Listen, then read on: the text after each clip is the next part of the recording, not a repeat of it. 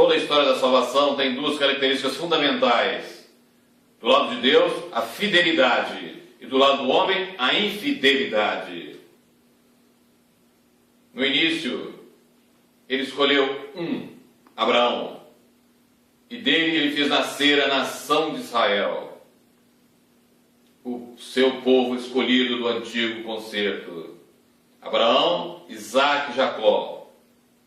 E os 12 filhos de Jacó constituíram o povo eleito de Deus, Israel, os patriarcas. E no novo concerto, feito através do sangue de Jesus Cristo, feito na cruz do Calvário, nós vemos que em Atos 15, 14, nos é narrado que Deus visitou os gentios para tomar dentre os gentios um povo para si, ou seja, a igreja, os cristãos.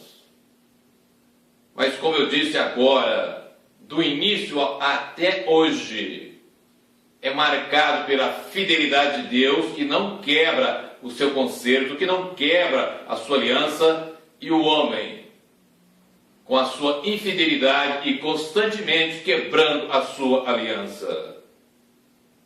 Por isso, assim como Israel antigo não acreditou que Deus cumpriria com as suas ameaças se eles não fossem fiéis ao seu pacto com ele, da mesma forma hoje, a imensa maioria daqueles que se dizem ser cristãos, daqueles que dizem ser povo de Deus, daquelas que são as chamadas igrejas cristãs, mas de fato não são, porque não vivem segundo aquilo que o Senhor ensinou, da mesma maneira, não estão levando a sério o Evangelho de Cristo, o Evangelho da cruz, a mensagem da cruz. Da mesma forma, não creem que o Deus Todo-Poderoso, que por inúmeras vezes disse ser imutável, e que por ele ser imutável é a causa de nós não sermos consumidos, como está em Malaquias 3:6, assim como também está em Tiago 1:17, que nos diz que em Deus não há mudança nem sombra de variação. Hoje, os que dizem ser cristãos, como eu estava dizendo, não creem que o Deus Altíssimo vai agir segundo o seu concerto, segundo a sua promessa de aquele que não é cristão, mas diz ser, mas não vive segundo a palavra, está debaixo da sua ira. É isso que nós vamos ver agora, a resposta de Deus ao agir inconsequente, ao agir errado do homem, que diz ser uma coisa, mas não é, e não vive segundo que o Deus Altíssimo, e não vive segundo a boa, sagrada e perfeita vontade de Deus. Acompanhe comigo, Êxodo, capítulo 19, do versículo 3 em diante, quando nós vemos o concerto de Deus com o povo de Israel. E subiu Moisés a Deus, e o Senhor o chamou do monte, dizendo: assim falarás à casa de Jacó, e anunciarás aos filhos de Israel: vós tendes visto o que fiz aos egípcios, como vos levei sobre asas de águias, e vos trouxe a mim. E agora, pois, se diligentemente ouvirdes a minha voz, e guardares o meu concerto, então sereis a minha propriedade peculiar entre todos os povos, porque toda a terra é minha. E vós me sereis reino sacerdotal e povo santo. Essas são as palavras que falarás aos filhos de Israel. Versículo 4. Vós tendes visto o que fiz aos egípcios, manifestação do poder de Deus contra os inimigos do seu povo. Faraó simboliza Satanás e o Egito, o mundo. Portanto, a manifestação do poder de Deus para a libertação daqueles que ele escolheu. Na sequência do versículo 4, e vos leveis sobre asas de águias. Deus com o seu cuidado para com o seu povo. E vos trouxe a mim intimidade que ele oferece, a comunhão que ele quer ter com todos. E no versículo 5, veja bem o que ele coloca. Por 2 vezes ele fala em condições. Se, condicional. E no meio do versículo, então. Veja bem, agora pois se diligentemente ouvides a minha voz, primeira condição. Segunda, e guardares o meu conserto. Portanto, ouvir a voz de Deus e obedecer, guardar o conserto. Então, veja bem, então sereis a minha propriedade peculiar dentre todos os povos, porque toda a terra é minha. Ouvir a voz de Deus, obedecer a voz de Deus, cumprir com todos os mandamentos do Senhor, seguir, portanto, em obediência ao conserto que ele firma. E ele continua. Então, se isso acontecer, vós sereis reino sacerdotal. Primeira coisa, um povo consagrado a Deus, separado para ser e estar em contínuo contato com Ele. E povo santo. Todos aqueles que são de fato filhos de Deus, que são de fato cristãos, ou no Antigo Testamento o Israel, são chamados a ser santos. A santidade é o propósito maior de Deus para o seu povo, quer seja no Antigo ou no Novo Testamento. E a santidade, é bom que a gente coloque isso bem claro, a santidade, se nós pudéssemos elevar um atributo de Deus acima dos outros, seria a santidade, pois ela é a que qualifica todos os outros atributos. Veja bem, o amor de Deus tem que ser o quê? Santo. A justiça de Deus tem que ser santa. A ira de Deus tem que ser santa. A misericórdia de Deus, santa. Então, se nós quisermos colocar alguma coisa para chamar mais a atenção em Deus, vamos dizer assim, Deus é santo. E na primeira carta de Pedro, capítulo 1, versículo 15 e 16, ele diz: assim como aquele que vos chamou é santo, sede santos em toda a vossa maneira de dizer, porque está escrito: sede santos, porque eu sou santo. Deus é um Deus santo, acima de todas as coisas, acima de todos os atributos, se nós pudéssemos dizer assim.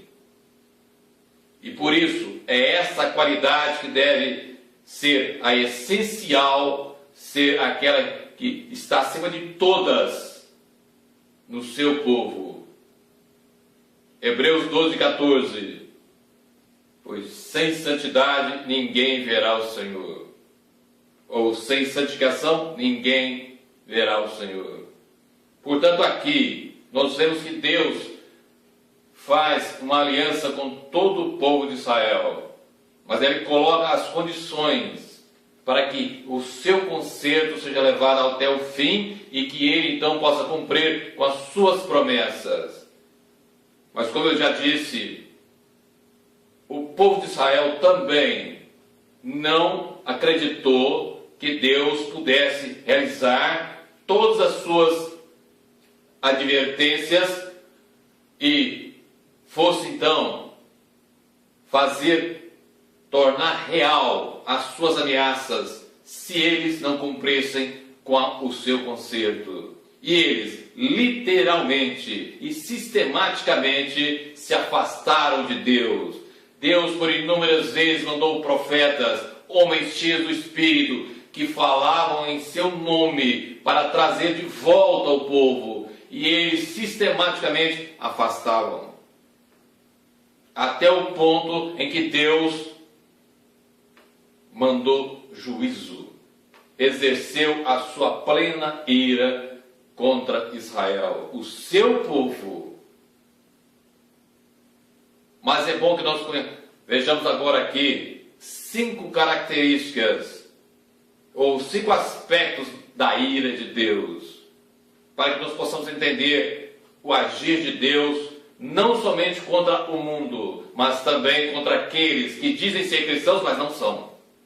Aquelas igrejas que dizem ser cristãs, mas na realidade não são. Não passam de empresas, não passam de tão somente multinacionais, que exercem o poder neste mundo, mas não têm o verdadeiro poder de Deus. Primeiro aspecto da ira de Deus, a ira eterna, que é aquela que o Senhor derrama sobre o pecador que não se arrepende no inferno. E veja bem, quem mais falou sobre o inferno foi Jesus Cristo. Foi Jesus, o Filho do Deus eterno. Não foi Paulo, não foi Pedro, mas foi o próprio Senhor. E mais ainda no Evangelho de Mateus. O segundo aspecto, a ira escatológica, que é aquela que o Senhor derrama agora no tempo do fim, quando da grande tribulação. Os 7 selos, as 7 trombetas e as 7 taças da ira de Deus, tão bem descrito no livro de Apocalipse. Mas nós encontramos também a terceira, que é a ira consequencial, ou seja, aquela que vem decorrente das escolhas como consequência, ou o agir, é a prática da lei da semeadura, que nós encontramos em Gálatas 6, 7 e 8, quando diz: não erreis, Deus não se deixa escarnecer. Aquilo que o homem plantar, isso ele vai colher. O que plantar na carne, colherá corrupção. O que plantar no espírito, a vida eterna. Portanto, a prática desta lei da semeadura é este aspecto da ira de Deus. Quando o homem escarnece a Deus, ele atrai sobre si o castigo eterno. Esse aspecto, e se ele ainda se mantiver assim, ele cairá no inferno, ou seja, a ira eterna. O quarto aspecto seria a ira cataclísmica, ou seja, são os grandes desastres que o mundo chama de desastres naturais, mas na realidade é o agir de Deus chamando a atenção do homem para que ele acorde, porque existe um Deus vivo, existe um Deus que interfere sim no mundo, que não é um Deus morto, que não é um Deus que está pregado na parede. E isso ocorre, como por exemplo, um tsunami, quando quase 300 mil pessoas morrem, 2 aviões contra as Torres Gêmeas dos Estados Unidos, e tantas outras coisas que vêm ocorrendo no mundo, são o aspecto da ira de Deus, que é a ira cataclísmica. Mas existe um quinto aspecto, que é chamado de a ira do abandono, e que é exatamente este que Deus tem agido principalmente e com grande poder com relação àqueles que de fato não o querem e que viraram as costas para ele, incluindo aqui igrejas que se dizem cristãs. Nós encontramos esse aspecto da ira de Deus mais bem relatado na carta aos Romanos, no capítulo 1, do versículo 18 ao 32. Quando nós vemos que por que Deus então está abandonando o homem e está abandonando aqueles que de fato um dia foram cristãos, mas agora não são. Por que ele está fazendo isso? Porque tem a verdade de Deus como mentira. É o ciclo que aconteceu com Israel e que agora acontece com a igreja. Tem a verdade, rejeita a verdade e passa a se transformar no objeto da ira de Deus. O homem tem a verdade, rejeita a verdade e recebe como pagamento a ira de Deus, o castigo de Deus. Veja como que isso nos é narrado. No versículo 24, 26 e 28, ou seja, por 3 vezes nós encontramos: Deus os abandonou, Deus os entregou. A pior coisa que pode acontecer com qualquer um de nós, com qualquer ser humano, é Deus os abandonar à sua própria sorte, ou seja, abandonar aos desejos e às vontades do homem, tirando a graça, tirando a sua orientação, tirando a sua misericórdia, tirando o seu zelo, como nós vimos em Êxodo 19, quando ele disse: eu vos trouxe a mim com asas de águia.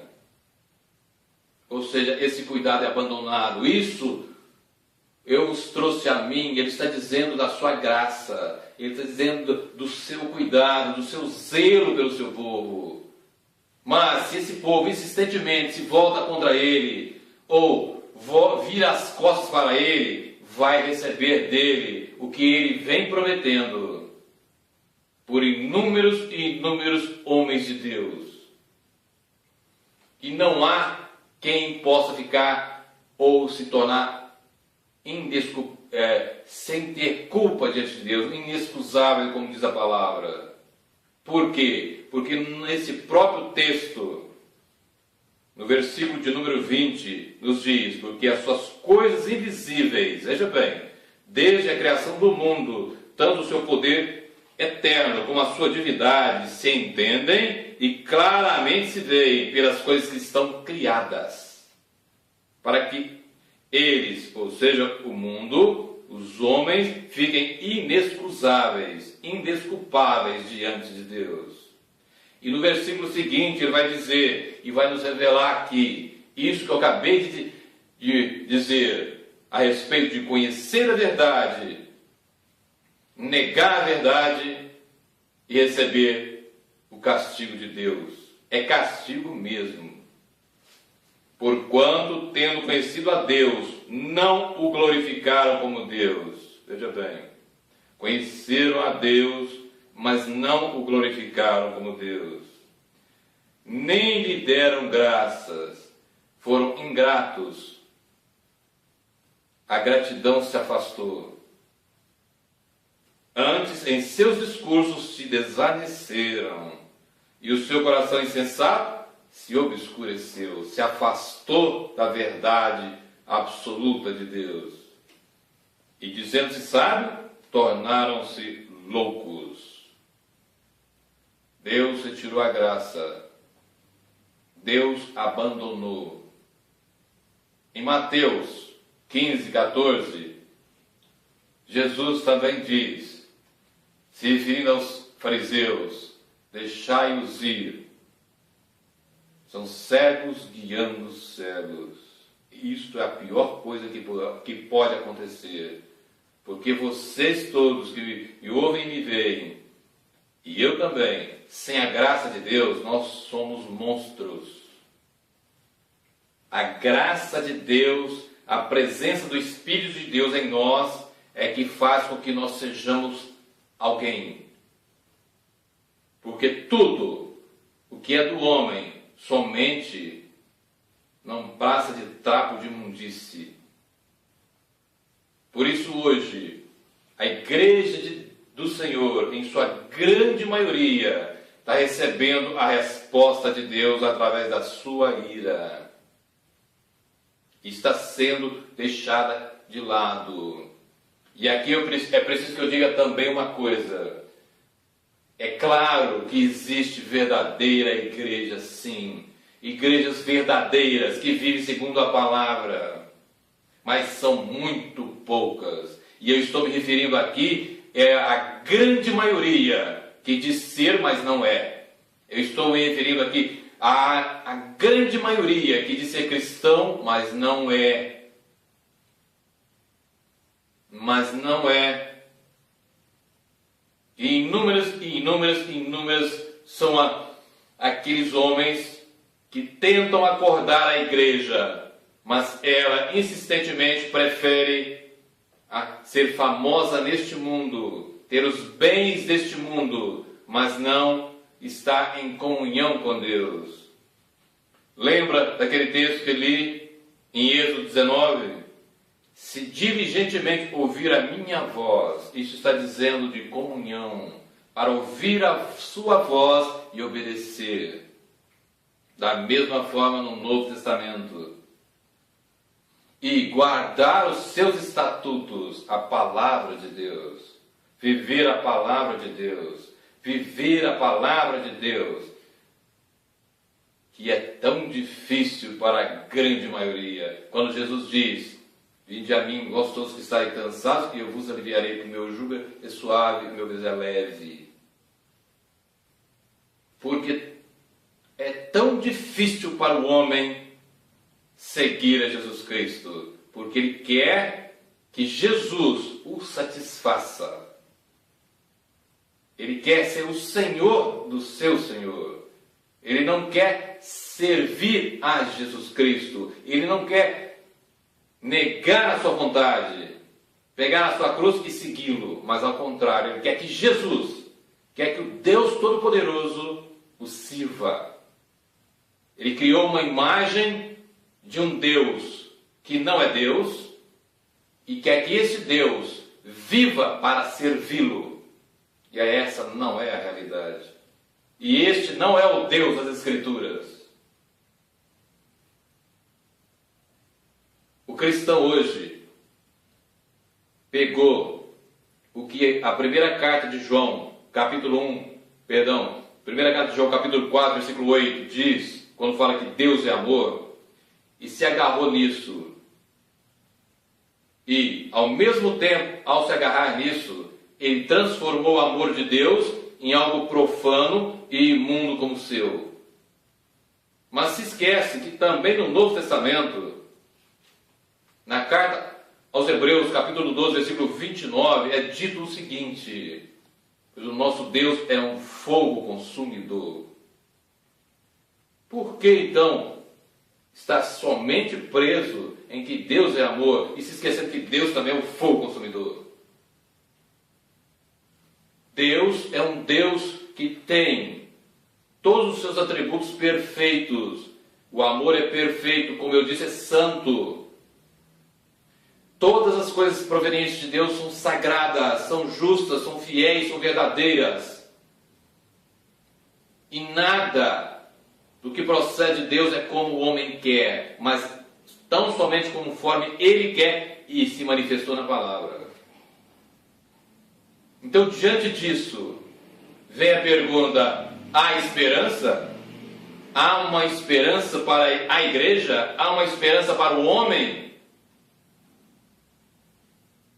Há um texto que nos dá uma esperança, porque ainda não chegou a ira eterna, ou seja, o inferno. Para muitos está chegando neste momento, quando estão deixando essa vida. Mas você que me escuta e me vê, ainda é tempo. Venha comigo para o Salmo 81. A partir do versículo de número 8. Veja o que o Senhor fala. A esperança está nesse texto.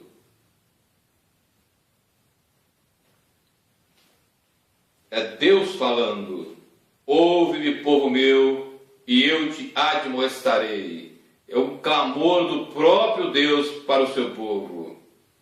Ah, Israel, se me ouvisses. E ele continua: não haverá entre ti Deus alheio, nem te prostrarás ante um Deus santo. Idolatria, prostituição espiritual. Eu sou o Senhor teu Deus, que te tirei da terra do Egito. Novamente. Abre bem a tua boca e eu te encherei. Veja bem. Eu fiz isso. Fui eu que fiz. É Deus falando. Se conserte comigo para que eu haja com você. Ele continua no versículo 11. Mas o meu povo não quis ouvir a minha voz, e Israel não me quis. Pelo que eu os entreguei aos desejos do seu coração e andaram segundo os seus próprios conselhos. Da mesma forma que eu estava me referindo à igreja que se diz ser cristã e não é. No antigo concerto, Deus se viu, eu uso esse termo entre aspas, obrigado a deixar e abandonar o seu povo pela falta de obediência deles ao concerto que havia firmado em Êxodo 19. E ele continua. Veja bem agora o que ele diz no versículo 13. É aqui que reside a esperança. Ah, se meu povo me tivesse ouvido, se Israel andasse nos meus caminhos, aqui. Se o meu povo me tivesse ouvido, se Israel andasse nos meus caminhos. Veja bem agora o que ele fala. No versículo 14, em breve eu abateria os seus inimigos e voltaria a minha mão contra os seus adversários. Só existe uma esperança, a palavra de Deus. A igreja precisa voltar urgentemente a viver e obedecer a palavra de Deus. Pois, caso contrário, todos aqueles que dizem ser, mas não são, serão literalmente objetos da ira de Deus. Todos. Sem exceção. Por isso eu repito. Ah, se o meu povo me tivesse ouvido, se Israel andasse nos meus caminhos, eu digo então, ah, se aqueles que dizem ser cristãos ouvissem o Senhor, se a igreja andasse nos caminhos de Jesus, tudo seria diferente e Deus, através do seu Espírito, estaria de fato derramando bênçãos sobre bênçãos e agindo em cada um conforme Ele quer, para a sua glória. Portanto, a palavra hoje é: arrependa-se dos seus pecados, se coloque nas mãos do Altíssimo Deus, para que Ele possa agir em cada um de vocês. E assim como está em Provérbios 28:13, então ocorra. Onde nós lemos que aquele que esconde as suas transgressões jamais prosperará, mas aquele que confessa e deixa alcançará misericórdia. Ou seja, aquele que confessa que pecou, confessa o seu pecado, mas não somente confessa, confessa e deixa, então de Deus alcançará a misericórdia.